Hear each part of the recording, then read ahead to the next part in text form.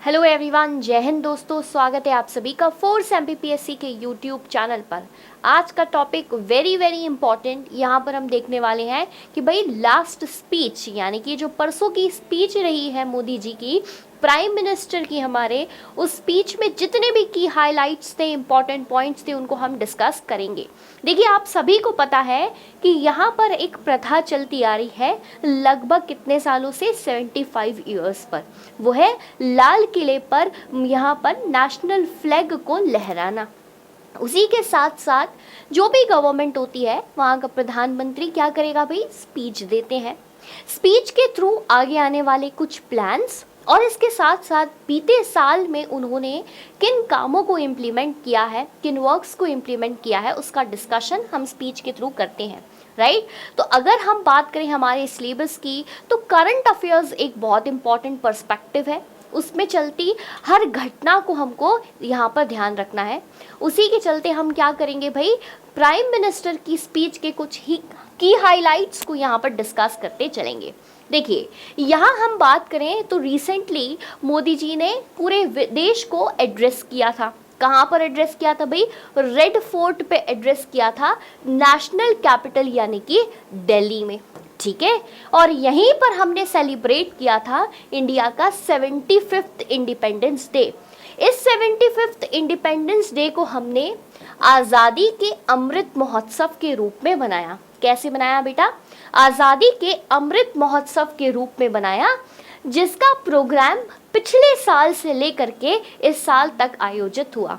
ये एक ऐसा महोत्सव था जिसमें हमने कई सारे इवेंट्स ऑर्गेनाइज किए हैं। We have planned many events, right, to commemorate the 75th independence day and hereby Prime Minister Narendra Modi laid the plan for the next 25 years before the nation। बहुत ही इंपॉर्टेंट बात यहाँ पर आती है भैया, इस स्पीच में जो सबसे मेजर, सबसे की हाईलाइट वाला पॉइंट था वो ये था कि जो 75 साल बीत गए, अब आगे आने वाले 25 ईयर्स का हमारा क्या प्लान रहेगा, राइट, क्या प्लानिंग रहने वाली है, ये देश के सामने मोदी जी ने अपने स्पीच के थ्रू एक्सप्रेस करी है। यही जानना हमारे लिए बहुत ज़्यादा इंपॉर्टेंट होता है, राइट। तो ये 25 साल का प्लान है, उसको किस तरीके से प्रधानमंत्री इम्प्लीमेंट करेंगे, आइए देखते हैं। चलिए, सबसे पहले हम बात करें तो उनकी स्पीच के कुछ ही हाइलाइट्स के बारे में देखेंगे।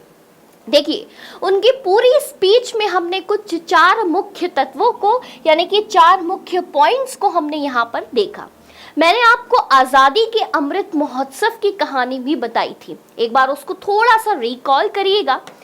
आज़ादी का अमृत महोत्सव जो था वो 5 पिलर्स के ऊपर निर्भर था। ध्यान दीजिए बेटा, ये डिपेंड कर रहा था 5 पिलर्स में। उस 5 पिलर में पहला पिलर था आपका फ्रीडम स्ट्रगल का, राइट। क्या पिलर था भैया, फ्रीडम स्ट्रगल का पिलर था। दूसरा आपका पिलर था आइडिया एट द रेट 75। ध्यान दीजिए, आइडिया एट द रेट 75। तीसरा आपका पिलर था अचीवमेंट एट द रेट 75। क्या क्या अचीव किया है आपने 75 तक, आगे क्या अचीव करना है। इसके बाद प्लान्स एट द रेट 75 और आखिरी था आपका रिजॉल्व एट द रेट 75। अब इस बात को रिपीट करने का यहाँ पर क्या मेजर रोल था। देखिए, इस समय पर जो हमारा मेजर फोकस रहा है, या आज़ादी के अमृत महोत्सव का मेजर फोकस रहा है, फ्रीडम स्ट्रगल को एक बार फिर से रीइंकार्ट करना, यानी कि फिर से उसको याद करना, आइडियाज़ लाना, अचीवमेंट को डिस्कस करना, आगे के लिए प्लानिंग करना और उस प्लानिंग को कैसे रिजॉल्व करना है। ये 5 पिलर्स थे आज़ादी के अमृत महोत्सव के, जिसकी झलक हमें प्रधानमंत्री की स्पीच में भी देखने को मिला। पूरी स्पीच की अगर हम की हाइलाइट्स की बात करें तो एक डिस्कशन हमें बार बार मिलता है, वो था फ्रीडम फाइटर्स का। भैया, क्या था फ्रीडम फाइटर्स का, मोदी जी की पूरी स्पीच में हमें ये सुनने को मिला कि भाई फ्रीडम फाइटर्स की याद को, उनके काम को, उन्होंने जो भी देश के लिए किया उसको याद रखना है, ठीक है। अब क्यों याद रखना है, ताकि आज का जो नागरिक है उसकी भी ड्यूटी वहीं से निकल कर आती है। बेसिकली उन्होंने सभी नागरिकों की ड्यूटीज को याद दिलाया है, राइट उन्होंने क्या किया है, उनकी ड्यूटीज को रिमेंबर कराया है कि भाई जिस तरीके से फ्रीडम फाइटर्स ने अपने देश को इंडिपेंडेंस दिलाने के लिए राइट क्या किया है, इतनी मेहनत की है, इतने फ्रीडम फाइटर्स फ्रीडम स्ट्रगल किया है, उसी तरीके से हमें आगे आने वाले 25 साल में इस इंडिपेंडेंट देश को डेवलप बनाने के लिए हर नागरिक को मेहनत करनी पड़ेगी। इसीलिए फ्रीडम फाइटर्स की याद यहाँ पर बहुत ज़्यादा ज़रूरी है। ठीक है, अगले पॉइंट पर आए। इसके बाद उन्होंने हमें ट्राइबल के रोल्स के बारे में डिस्कशन किया। राइट उनकी पूरी स्पीच में कहा गया कि भाई हम मानते हैं, राइट हम मानते हैं जो ट्राइबल्स हैं they are living aloof from the people, थोड़ा सा वो अलग रहते हैं, लोगों से जुड़ते कम है, लेकिन उनका कल्चर, उनका हेरिटेज, राइट उनकी सोशल लाइफ, उनकी रिलीजियस लाइफ, इसको प्रोटेक्ट करके रखना देश के लिए बहुत ज़्यादा ज़रूरी है। अगर आप देखें तो ट्राइबल्स का जो रोल है वो डेवलपमेंट पे भी बहुत सामने नजर आता है, इसीलिए राइट ट्राइबल्स की डेवलपमेंट का जिम्मा भी देश को देना चाहिए। आगे बढ़ते हैं, रोल ऑफ वुमेन। भाई इस पर तो बहुत ज्यादा फोकस किसने किया था, भाई मोदी जी ने किया था। उनका कहना ये था कि अगर किसी देश को डेवलप होना है, राइट अगर किसी देश को डेवलपमेंट के रास्ते पर चलना है तो the major important thing is to give dignity to womens, treat the womens with dignity. सबसे ज्यादा इंपॉर्टेंट पॉइंट यहाँ पर क्या आता है कि वुमेन्स को क्या करें, डिग्निटी के साथ, इक्वालिटी के साथ ट्रीट करें। आज के समय की, आज की स्थिति की अगर हम बात करें, अगर इकोनॉमी में राइट अगर इकोनॉमी में मेंस का योगदान है तो भाई वुमेन्स का भी बराबर योगदान है। अगर आप देखें लोअर लेवल पर, विलेजेस के लेवल पर वुमेन्स जो है, कई वुमेन सेल्फ हेल्प ग्रुप चला रही हैं, राइट कई यहाँ पर छोटे छोटे माइक्रो कंपनीज बन चुके हैं। तो basically to enhance their role, right what we have to provide them is dignity. The only important thing is to provide them dignity, and this was the major discussion in the speech of Independence Day. Next topic here is Har Ghar Tiranga. बिल्कुल एक campaign की starting हुई थी यहाँ पर। देखिए आज़ादी के अमृत महोत्सव के तहत एक कैंपेन के लिए अनुरोध यहाँ पर मोदी जी ने करा था कि भाई यहाँ पर 2 दिनों के लिए हर घर में तिरंगा जो है वो लगाया जाए। अब कई लोगों का ये क्वेश्चन है कि भाई नेशनलिज्म की जो भावना है, हमारे मन में ये सवाल आता है कि नेशनलिज्म की भावना जो है वो दिखाकर व्यक्त नहीं की जाती, वो दिल में व्यक्त की जाती है। सबकी सोच यही बनती है। भाई एक बात को हम यहाँ पर समझेंगे, ये जो आज़ादी का अमृत महोत्सव हमने बनाया है, ठीक है, इसका मेजर यहाँ पर पार्टिसिपेंट कौन है, जनता। ध्यान दीजिएगा। तो इसी चीज को इम्प्लीमेंट करने के लिए जनता क्या कर रही है, राइट इसीलिए ये कैंपेन की शुरुआत की गई ताकि जन पार्टिसिपेशन हमें दिखे। राइट जन पार्टिसिपेशन हमें इस रूप में दिखा था। हर घर तिरंगा कैंपेन में सभी ने बहुत बढ़ चढ़कर भाग लिया। चलिए तो की हाईलाइट पॉइंट्स क्या थे मोदी जी के स्पीच के, फ्रीडम फाइटर्स का रोल, ट्राइबल्स का रोल, वुमेन्स का रोल और इसके साथ साथ जनता का role through the Har Ghar Tiranga campaign. The next point here is Panch Pran pledge, very important in the speech of Modi ji. Right देखिए मोदी जी ने यहाँ पर 5 चीजों का प्रण लिया जिसे हम पंच प्रण कहते हैं। प्लेज लेना तो आप जानते ही हैं। बेसिकली ये है क्या, पंच प्रण plan, it is a road map. Right road map कब के लिए बेटा, 2047 राइट 47 ये जो ईयर है हमारा, उसके लिए ये पंच प्रण प्लान को, प्लेज को मोदी जी ने जनता के सामने रखा। आइए देखते हैं कि इन 5 प्लान्स का हिस्सा क्या क्या है। सबसे पहला हिस्सा है हमें डेवलप्ड इंडिया बनाना। आप सभी को पता है कि भाई जब हमें आज़ादी मिली थी, right 75 years ago when India got independent, it was an underdeveloped nation.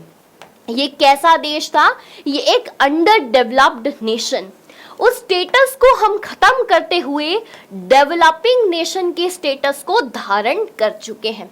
हालांकि 75 सालों में हमें डेवलप्ड नेशन का टैग मिल जाना चाहिए था, पर जो कुछ कारणों की वजह से नहीं हुआ, उसको आने वाले 25 साल में पूरा करने का प्लान, रोड मैप किसने बताया? मोदी जी ने बताया इस स्पीच के थ्रू, राइट। बेसिकली उनका ये कहना है कि आगे आने वाले 25 साल में हमें क्या चाहिए? हमें विकसित भारत चाहिए। ध्यान दीजिएगा, we want a developed nation. और ये 5 प्लान्स में से पहला प्लेज किसका था? मोदी जी का था। आगे बढ़िएगा, सेकंड क्या है? Removing every ounce of slavery. अगर कहीं पर भी गुलामी का एक छोटा सा भी हिस्सा बचा है तो उस हिस्से को क्या करेंगे? हम खत्म करेंगे। बेसिकली उन्होंने कहा सबसे पहले आप जो इंडिपेंडेंसी की बात कर रहे हैं, राइट, इस इंडिपेंडेंसी को फुली इंडिपेंडेंट करेंगे। आज कई सारे मुद्दे हैं ऐसे जिसमें हम दूसरे देशों पर निर्भर हैं, चाहे वो किन्हीं सामानों का इंपोर्ट हो, इंटरनेशनल रिलेशंस हो, एक्सेट्रा। कई इंपॉर्टेंट मुद्दे जो आर्मी नेवी, कई ऐसे सामान हैं जो आर्मी नेवी में लगते हैं जिसको हम दूसरे देशों से इंपोर्ट करते हैं, राइट। तो बेसिकली हर वो आउंस जो हमें स्लेवरी यानी कि गुलामी की तरफ ले जाता है, उससे अपने आप को फ्री करना, ये था दूसरा प्लेज। ठीक है, तीसरे प्लेज की अगर बात करें तो भैया इंडिया, आप देखें तो it has a very very large geographical boundary. और इस ज्योग्राफिकल बाउंड्री होने के चलते यहाँ पर कई सारी वैरायटी ऑफ रिलीजन है, राइट, वैरायटी ऑफ कास्ट है, लैंग्वेज है, सारी चीजें हमें देखने को मिली। लेकिन इस पे बहुत ही बेहतरीन चीज है, दैट इज इट्स हेरिटेज, यहाँ का कल्चर, यहाँ का हेरिटेज, राइट। तो हमें क्या करना है? इस हेरिटेज को प्रिजर्व करना है और इसके प्रति अपना प्राइड शो करते हुए इसे और ग्लोरियस बनाना है। क्या करना है भाई? हमारे कल्चर को, हमारे हेरिटेज को और ग्लोरियस बनाना है। चौथा प्रण यहाँ पर क्या नजर आया? There should be unity among all. बार बार मैं आपको कह रही हूँ, अमृत महोत्सव का एक इंपॉर्टेंट पार्ट था जन भागीदारी। ध्यान दीजिएगा, जन भागीदारी के तहत कुछ ड्यूटीज जनता को भी दी गई है, जैसे कि यूनिटी बना के रखना, राइट, हेरिटेज को ग्लोरियस बनाना, गुलामी से छूटना, विकसित भारत में जनता ही तो साथ देगी, उस तरीके से काम करना। और 5वां बात उन्होंने सीधे कह दी कि भैया जन भागीदारी बहुत ज्यादा इंपॉर्टेंट है। यहाँ पर there are certain duties that should be followed by the citizens as well, right. Citizens भी कई सारी ऐसी ड्यूटीज हैं जिसको फॉलो करेंगे। तो वापस से ध्यान दीजिए, पंचप्रण प्लेज, 5 प्लेज क्या था? डेवलपिंग नेशन सबसे पहला, right, free ourselves from slavery, pride our glorious heritage, चौथा यहाँ पर था यूनिटी अमंग ऑल, और लास्ट है आपकी ड्यूटीज। होपफुली आपको यहाँ तक समझ में आया हो। आगे बढ़ते हैं, देखिए कुछ और भी की पॉइंट्स हमको यहाँ पर देखने को मिले हैं। सबसे पहला अगर आप बात करें तो अंत्योदय की बात करेंगे हम, ठीक है। अंत्योदय क्या होता है भैया? आखिरी तक कैपेबल बने रहना, राइट। अंत्योदय का मतलब है कि हर व्यक्ति आज के समय पर इंडिपेंडेंट हो, वो अपने आप से अपनी कैपेबिलिटीज को खोज पाए और किसी पर भी किसी काम के लिए डिपेंडेंट ना हो। तो making the last person capable, आखिरी व्यक्ति, देश का आखिरी सबसे छोटा व्यक्ति भी कैपेबल होना चाहिए, ये एक प्लान है।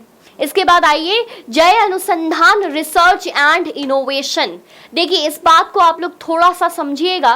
अगर हम बात करें तो आपने एक स्टेटमेंट सुना होगा, जय जवान, ठीक है। जय जवान के बाद क्या था भैया? जय किसान।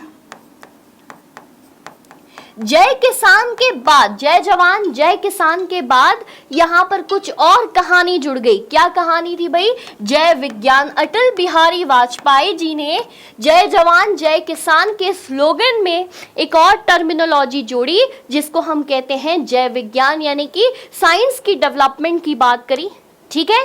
अब इसी सेंटेंस में एक और कहानी जुड़ जाती है, जय, ठीक, अनुसंधान। ध्यान दीजिए क्या है? जय अनुसंधान। तो बेसिकली इस सेंटेंस को याद रखिएगा, जय जवान, जय किसान, जय विज्ञान, और आखिरी में इस इंडिपेंडेंस डे की स्पीच में जुड़ा जय अनुसंधान।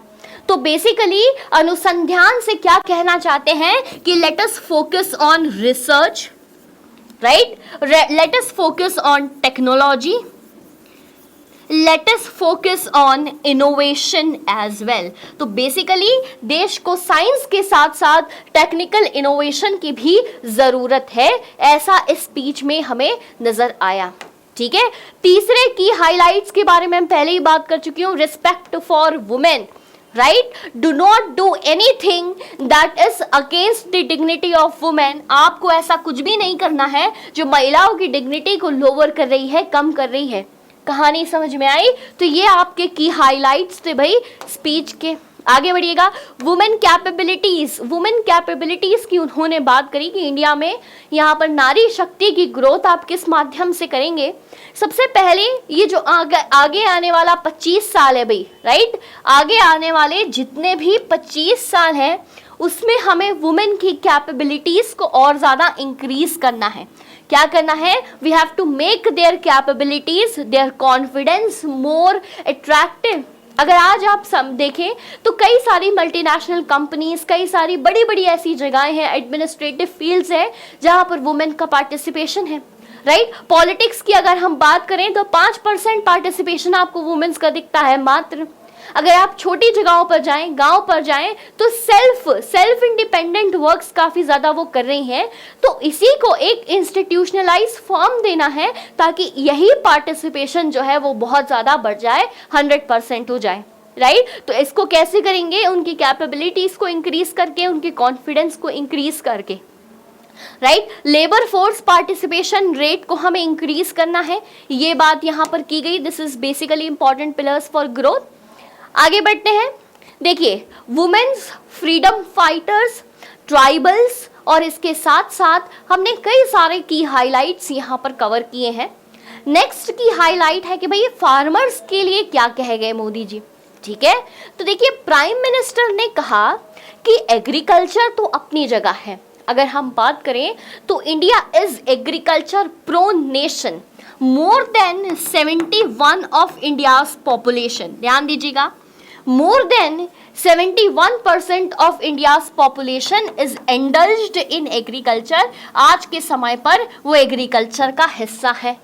लेकिन वहीं जब हम इससे इनकम की बात करते हैं तो it is not more than 21%। वाइट सो इतनी बड़ी पॉपुलेशन एग्रीकल्चर में है, लेकिन भैया इनकम की बात कर रहे हैं, जीडीपी की बात कर रहे हैं तो 21% से ज्यादा नहीं है। कारण क्या है?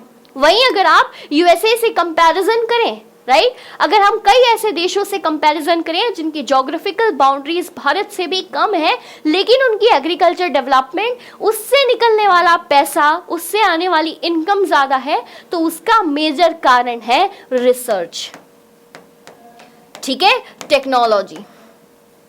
हालांकि आज के समय पर एग्रीकल्चर टेक्निकली बहुत ज्यादा फॉरवर्ड हो चुका है पहले के कंपैरिजन में, but still India needs many perspective in technical development.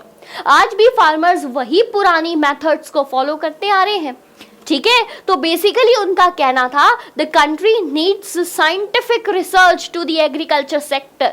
देश को बहुत ज्यादा जरूरत है कि एग्रीकल्चर सेक्टर में साइंटिफिक रिसर्च को जोड़ दिया जाए, राइट। जब साइंटिफिक रिसर्च जुड़ेगा तो इतनी बड़ी जो पॉपुलेशन है और जो कि ट्रेमेंडियसली इंक्रीज हो रही है भारत की पॉपुलेशन, उनका पेट भरने के लिए सिक्योर हो पाएंगे हम, सिक्योरिटी मिल पाएगी, क्योंकि फूड प्रोडक्शन भी इंक्रीज होगा। आप सभी को पता है कि भैया साइंटिफिक डेवलपमेंट अगर मिलेगी तो फूड प्रोडक्शन इंक्रीज होगा, फूड प्रोडक्शन इंक्रीज होगा तो हमारे लिए खाना, हमारे लिए फूड, इसकी सिक्योरिटी प्रोवाइड होगी, राइट। इन्होंने कहा इसके साथ साथ we should increase the collective power of small farmers, very very important.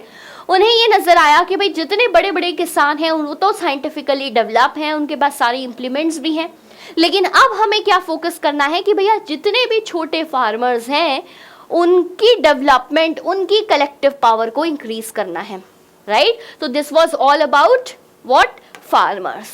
The next important key highlights in the speech of Modi ji was the e-commerce platform. You people are very well aware about the e-commerce platform. कई सारे ऐसे platforms हैं जैसे कि Amazon, Flipkart, Nykaa, Myntra, etc.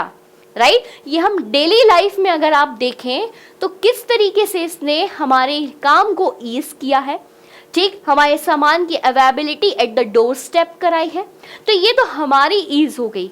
लेकिन अगर हम economic perspective की बात करें तो it has boosted the economy very high. उसी बूस्ट को कंटिन्यू करने के लिए और आगे बनाने के लिए कुछ 25 साल के लिए ई कॉमर्स के कुछ प्लान्स बनाना बहुत ज़्यादा ज़रूरी है।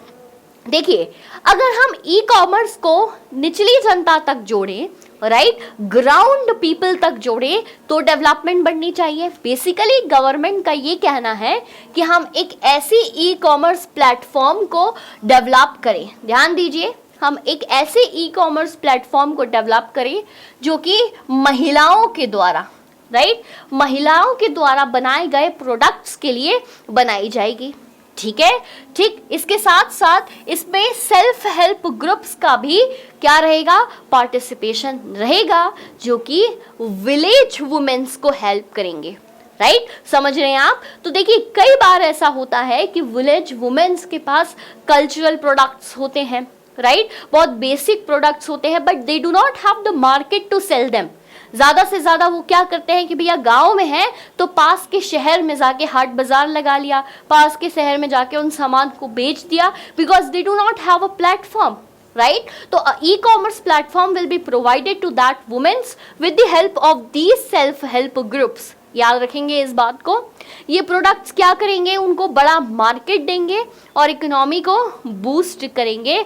बेसिकली हमने देखा, उन्होंने कहा कि पिछले कुछ सालों में हमने देखा कि ऐसी 8 करोड़ महिलाएं हैं, ध्यान दीजिएगा, 8 करोड़ महिलाएं हैं जो अभी भी सेल्फ हेल्प ग्रुप्स के जुड़ी हैं और इस ई कॉमर्स प्लेटफॉर्म की मदद से अपने प्रोडक्ट्स को सेल कर रही हैं। तो let us increase their number. इस 8 करोड़ को 80 करोड़ कैसे करना है, यही प्लान आगे बनाया जाएगा। आगे बढ़ते हैं भाई। सबका साथ, सबका विकास, सबका विश्वास, ये तो पिछले कहानी तक हो चुका था। इस बार क्या जोड़ा है, सबका प्रयास, राइट। उन्होंने कहा कि सबका साथ, सबका विकास, सबका विश्वास, और इसके साथ साथ अगर सबका प्रयास मिल जाएगा तो we will definitely achieve what we are planning for next 25 years, right. उन्होंने कहा कि हम एक नए अमृत काल की शुरुआत कर पाएंगे अगर सबका साथ हमें मिलता है, सबका विश्वास हमें मिलता है, विकास मिलता है, और इसके साथ साथ प्रयास यानी कि देयर प्रैक्टिस टू। ठीक है, तो इससे क्या क्रिएट होगा बेटा, अमृत काल। Use this terminologies.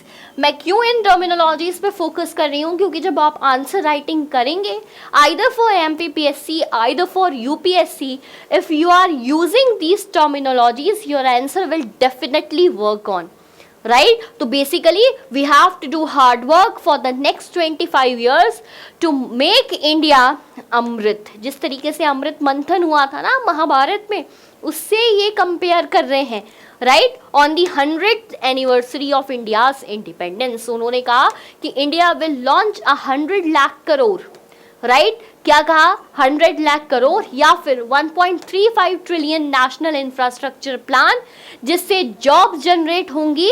और अभी फिलहाल देश की जो सबसे बड़ी प्रॉब्लम है अनएम्प्लॉयमेंट, उसका सोल्यूशन होगा। ठीक है, चलिए। This will help to boost the productivities of industries. इसकी मदद से इंडस्ट्रीज भी बूस्ट हो पाएंगी। बेसिकली हम हर वो मुद्दा देख रहे हैं जिनकी बात की गई, जैसे कि एग्रीकल्चर, इंडस्ट्रीज, इंफ्रास्ट्रक्चर। चलिए आगे बढ़ते हैं। Very very important point. देखिए देश की इस समय पर दूसरी सबसे बड़ी परेशानी है माल न्यूट्रिशन, राइट। आप देखेंगे तो भाई माल न्यूट्रिशन, लोगों को जो एक फूड मील होनी चाहिए परिपूर्ण बच्चों को, वो मिल ही नहीं पा रही है, राइट। तो यहाँ पर 2024 तक मोदी जी ने एक प्लान बनाया है कि भैया government to supply fortified rice. ध्यान दीजिएगा बेटा, government to supply fortified rice. ये फोर्टिफाइड राइस क्या होते हैं, बेसिकली जितने भी माइक्रो न्यूट्रिएंट्स होते हैं, राइट ये राइस में फोर्टिफाई करके डाले जाते हैं। Basically it is a micro nutrient enrich rice, ठीक है, जो किसकी, पुअर चिल्ड्रन की हेल्प में ग्रोथ करेगा।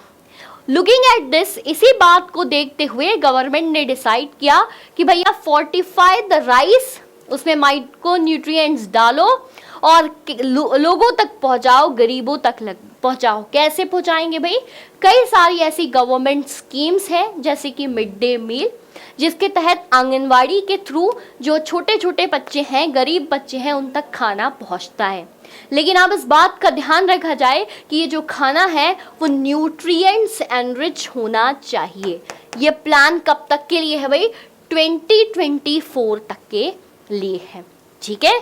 एक लास्ट और बहुत इंपॉर्टेंट बात हम यहाँ पर देखेंगे, there are multiple parts in the country, जैसे कि Ladakh, Jammu and Kashmir, north east India, enter empire region, Himalayan region sorry, coastal belt, इसके साथ साथ ट्राइबल रीजन। एक बार फिर से मैं आपको बता रही हूँ, जम्मू एंड कश्मीर, लद्दाख का region, north east India, coastal region, tribal region, Himalayan region, right. अब इन सब की बात हमने क्यों करी, आपको वास्टनेस ज्योग्राफिकली बहुत ही अच्छे से भारत की पता है। इन सभी चीज़ों को मद्देनजर रखते हुए उन्होंने कहा कि भाई इन सारी जगहों को we should have a well connectivity, हमें क्या डेवलप करना है, एक बहुत अच्छी कनेक्टिविटी डेवलप करनी है, राइट, ताकि ये सभी लोग मिलके इंडिया की डेवलपमेंट का क्या बनेंगे, बेस बनेंगे, राइट। ये सारी बातें हमें किस में मिली भाई, इंडिपेंडेंस डे की स्पीच में मिली। तो करंट अफेयर्स के लिए ये इंपॉर्टेंट था, hence this lecture is made. बिल्कुल आप कमेंट सेशन में बता सकते हैं कि ये लेक्चर से आपको मदद मिल रही है या नहीं। धन्यवाद, जय हिंद।